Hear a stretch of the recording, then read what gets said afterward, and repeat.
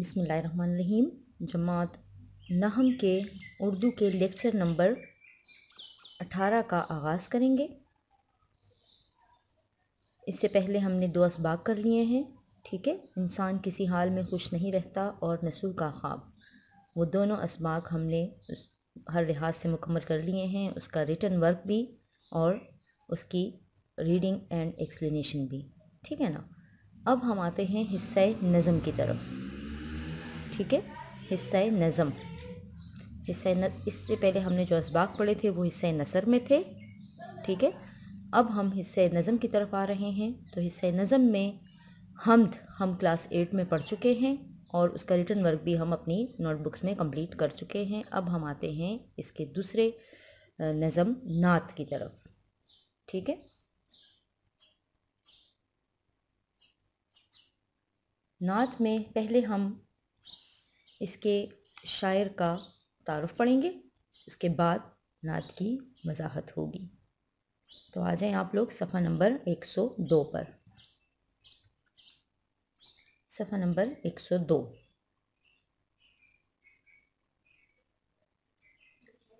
शायर हैं हमारे पास अमीर मीनाई। ये देखें, सफ़ा नंबर 102। शायर हैं अमीर मीनाई।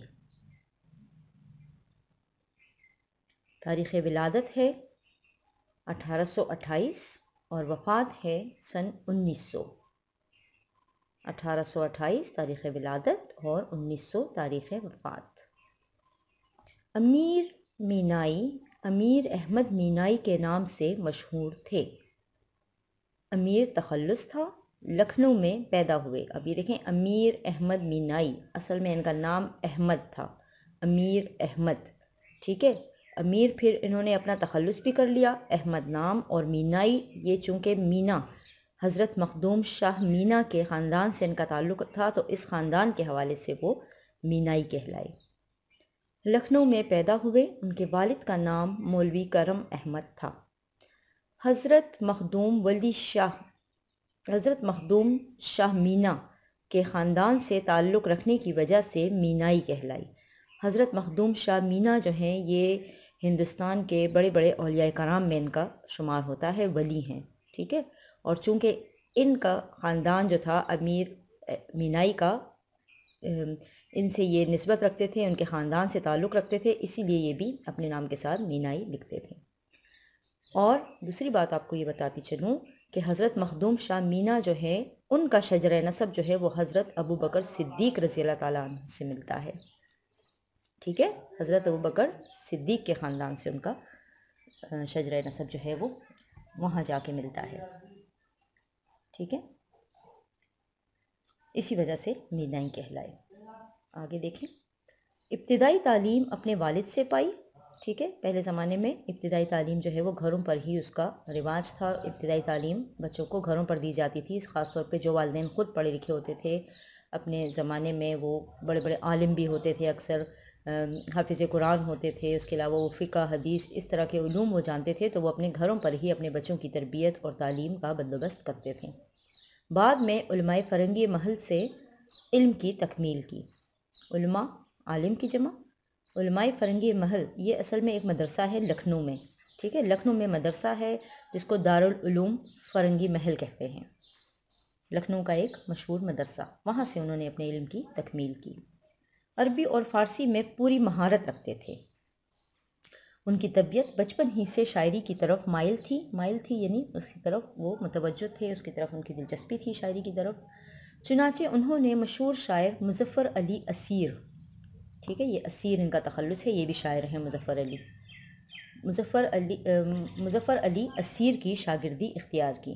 ठीक है, यानी कि अगर आपसे पूछा जाए कि उनके उस्ताद कौन थे शायरी में, तो वो मुज़फ़्फ़र अली असीर थे। ठीक है, थोड़ी सी मश्क से शायरी में नाम पैदा कर लिया, यानी चूँकि उनकी बचपन से जो रुझान था वो पहले ही शायरी की तरफ था तो उन्हें ज़्यादा मेहनत नहीं करनी पड़ी, थोड़ी सी मश्क उन्होंने की और एक बड़े शायर बन गए, शायरी में नाम पैदा कर लिया।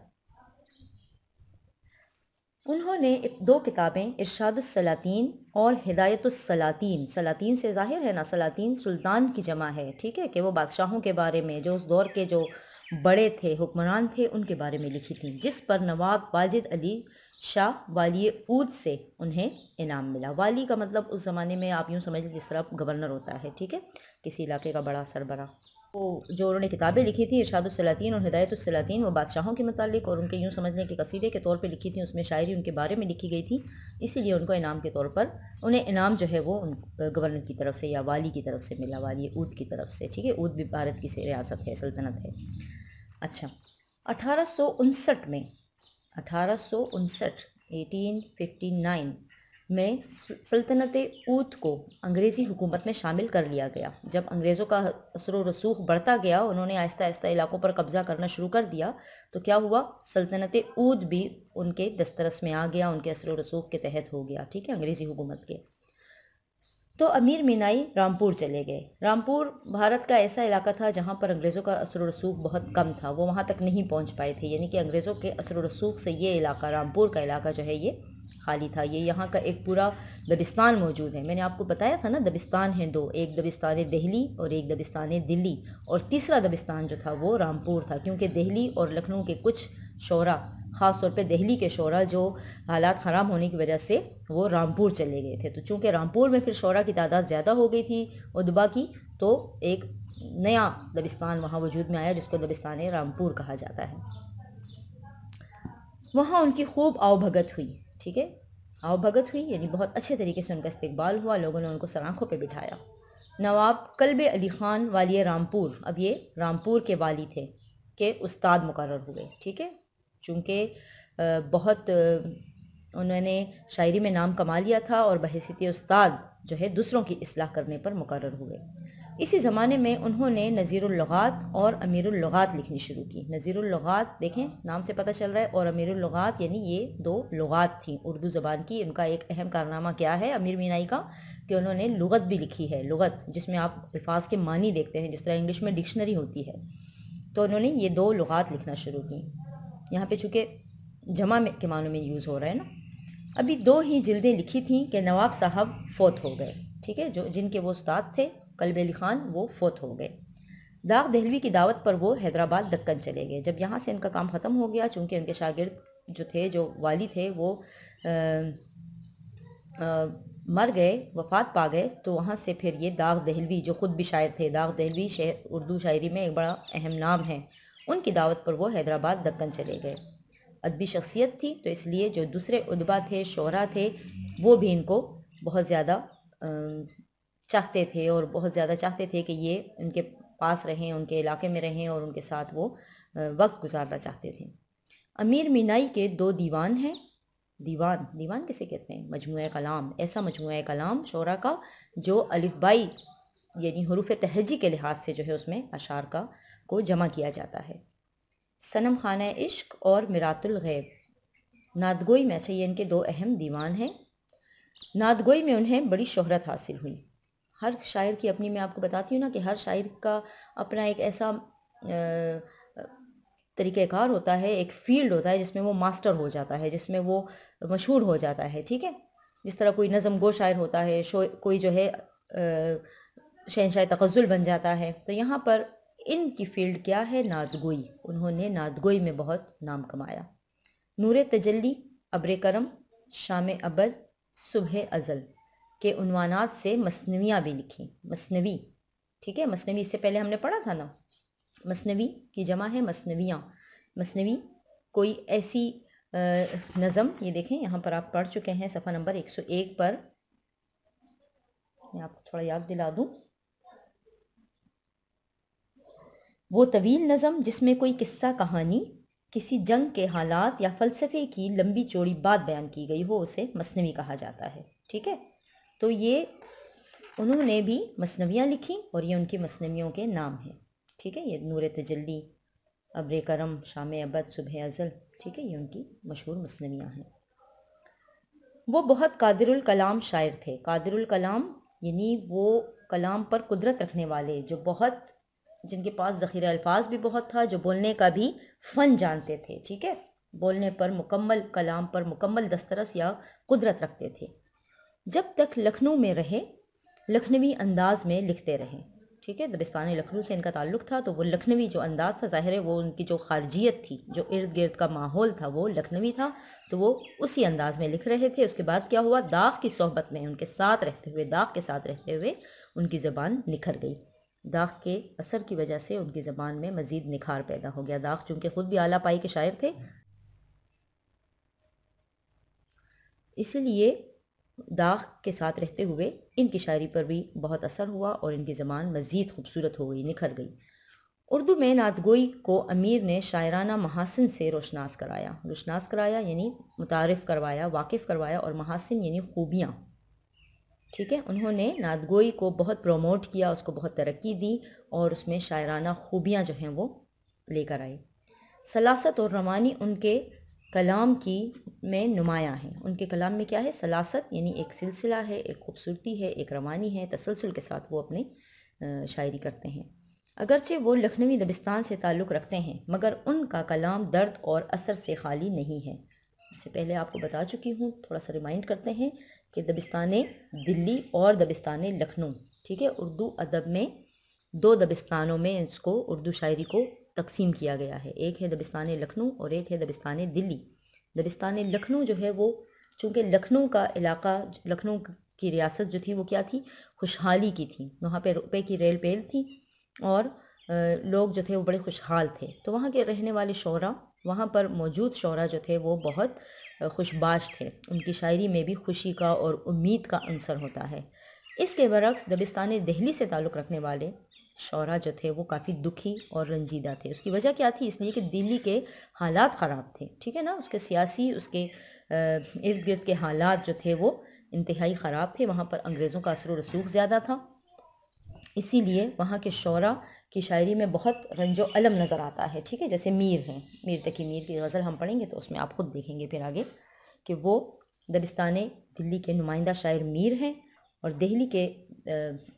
دبستان دلی کے نمائندہ شاعر جو ہیں وہ میر ہیں، اور دبستان لکھنؤ کے نمائندہ شاعر مرزا رفیع سودا کو کہا جاتا ہے، ٹھیک ہے، اور اس کے علاوہ آتش بھی ہیں جس کو ہم آگے انشاءاللہ پڑھیں گے، ٹھیک ہے۔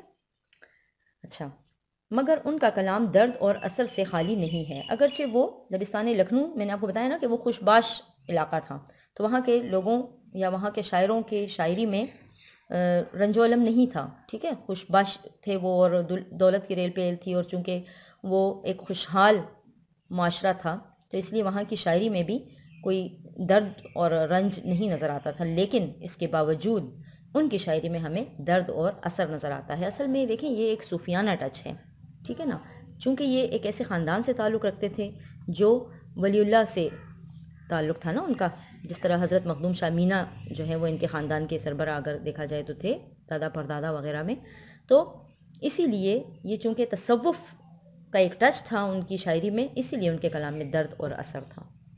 رعایت لفظی کا استعمال ان کے کلام میں خوب رنگ دکھاتا ہے۔ رعایت لفظی سے مراد ہے، یہ دیکھیں، کلام میں تشبیہات و استعارات کا استعمال کرنا، ٹھیک ہے، وہ ان کے کلام میں خوب رنگ دکھاتا ہے۔ تشبیہات و استعارات کا بہترین استعمال جو ہے وہ رعایت لفظی ہے۔ ان کی طبیعت تصوف کی طرف مائل تھی، ابھی میں نے آپ کو بتایا خاندانی اثر سے، ٹھیک ہے، تصوف کی طرف مائل تھے، یعنی عشق حقیقی کی طرف بھی مائل تھے۔ تصوف کے مضامین بھی ان کے کلام میں مل جاتے ہیں، ٹھیک ہے، آگے ابھی ہم پڑھیں گے، دیکھیں، نزاکت تخیل اور خارجی مضامین کے باوجود ان کا کلام سوز سے خالی نہیں۔ نزاکت تخیل یعنی نازک ہلکے پھلکے خیالات، اور خارجی مضامین اور ان کے جو ارد گرد، خارجیت کس کو کہتے ہیں، ماحول سے تعلق رکھنے والے، ماحول ان کا حالانکہ ایسا نہیں تھا کہ ان میں مطلب دکھ اور رنج اور علم تھا، ایسا نہیں تھا، اس کے باوجود ان کے کلام میں سوز موجود تھا، سوز یعنی دکھ، جلن، تڑپ۔ امیر مینائی نے سن 1900 میں حیدرآباد دکن میں وفات پائی۔ ان کی وفات پر داغ دہلوی نے کہا، ہے دعا بھی داغ کی تاریخ میں، قصر عالی پائے جنت میں امیر۔ داغ نے، دیکھیں، ان کو چونکہ بہت اپنے قریب رکھا، اپنے پاس رکھا، اور ان سے بہت انسیت تھی داغ کو، تو انہوں نے ان کے بارے میں ایک خاص طور پہ شعر لکھا ہے، ٹھیک ہے، کہ ہے دعا بھی داغ کی تاریخ میں، یعنی داغ بھی ایک دعا بھی کرتا ہے، داغ جو دعا بھی کرتا ہے تو کیا کرتا ہے؟ قصر عالی پائے جنت میں امیر. قصر عالی یعنی عالیشان محل، بڑا مرتبہ، کہ ان کی بخشش کے لیے اور ان کی آخرت کے لیے انہوں نے اس شعر میں دعا مانگی ہے. ٹھیک ہے، یہ ہو گیا اس کا تعارف. اس تعارف میں آپ کا پتہ ہے نا کہ کیا کرنا ہے. تعارف میں آپ نے کرنا ہے اس کے معروضی سوالات. ٹھیک ہے، 1 2 3 4 5 6، یعنی کہ آپ نے شروع سے لے کر آخر تک تعارف میں معروضی سوالات بک کے اوپر، ٹھیک ہے، نمبرنگ دینی ہے، بک کے اوپر بنانے ہیں. انشاءاللہ جب اسکول کھلیں گے تو ہم نوٹ بکس کے ساتھ آپ کی بکس بھی چیک کریں گے، اس لیے کہ آپ کی فورموسٹ ڈیوٹی ہے کہ جو چیزیں آپ کو، جو ڈیٹیل آپ کو بتائی جا رہی ہے وہ بھی بک پہ لکھیں اور معروضی سوالات بھی آپ بک کے اوپر بنائیں. یہ آپ کا ہوم ورک ہے. ٹھیک ہے، یہ آپ نے ضرور بنانے ہیں اس طرح. اس کے بعد ہم آ جاتے ہیں نعت کی طرف. نعت مبارک. ٹھیک ہے، نعت کس نظم کو کہتے ہیں؟ ظاہر بہت ہی چھوٹی کلاسز سے، 1 سے، پریپ سے، نرسری سے آپ لوگ نعت پڑھتے ہوئے آ رہے ہیں، نعتیں پڑھائی جاتی ہیں. ٹھیک ہے، نعت یعنی حضور پاک صلی اللہ علیہ وسلم سے محبت کا اظہار کرنا، ان کی تعریف بیان کرنا. ٹھیک ہے نا. پہلے ہم نعت کو ایک بار اچھی طرح ریڈ کر لیتے ہیں. سوئے طیبہ بن کے ہم زائر چلے، شکر کی جاہے دن اپنے پھر چلے. یا رسول اللہ، یا رسول صلی اللہ علیہ وسلم جلدی آئیے، لشکر اندوہ میں ہم گھر چلے. نخل دل میں تھے گناہوں کے جو برگ، حب حضرت کی ہوا سے گر چلے. کیا میسر ان کو ہوتی راہ راست، چال پر کب آپ کی کافر چلے. پھر رسائی کی رسا تقدیر نے، پھر مدینے ہوں کہ ہم زائر چلیں. شوق دل نے کی دوبارہ رہبری، آگے بھی ہو آئے تھے اب پھر چلے. راہ حضرت میں اڑتا ہوں امیر، اڑ کے کیا مجھ سے کوئی طائر چلے. یہ میں نے اس کو پڑھ کے سنا دیا ہے، آپ لوگ خود بھی اس کو ریڈ کریں گھر میں. ابھی میں نے آپ کو بتایا کہ یہ آپ کا ہوم ورک ہے، اور ساتھ ساتھ اس نعت کو اچھی طرح ریڈ کریں. اس میں جتنے نئے الفاظ آئے ہیں، مشکل الفاظ تو اتنے ایسے جس میں ہیں نہیں، لیکن پھر بھی جو آپ کو نئے الفاظ نظر آ رہے ہیں لغت میں، اس کے میننگ ڈھونڈ کر بک کے اوپر رائٹ کریں. ٹھیک ہے، یہ آپ کا ہوم ورک ہے. انشاءاللہ نیکسٹ لیکچر میں پھر ہم نعت کی وضاحت کریں گے. فی الحال آپ یہیں تک رکھیں، اور اس کے معنی جو ہیں وہ لغت سے، بار بار میں آپ کو کہہ رہی ہوں کہ آپ لغت کا استعمال آپ نے مسٹ کرنا ہے. ٹھیک ہے، لغت سے معنی ڈھونڈ کر بک پہ لکھنے ہیں، اپنی طرف سے نہ لکھیں. لغت کا استعمال بہت ضروری ہے. لغت کا استعمال آپ کا ذخیرہ الفاظ بڑھائے گا، آپ کی تلفظ کی درستگی بھی کرے گا. یعنی کہ آپ نے اردو پڑھنی ہے اور اردو سیکھنی ہے تو لغت سے آپ کو بہت مدد اس میں ملتی ہے. ٹھیک ہے.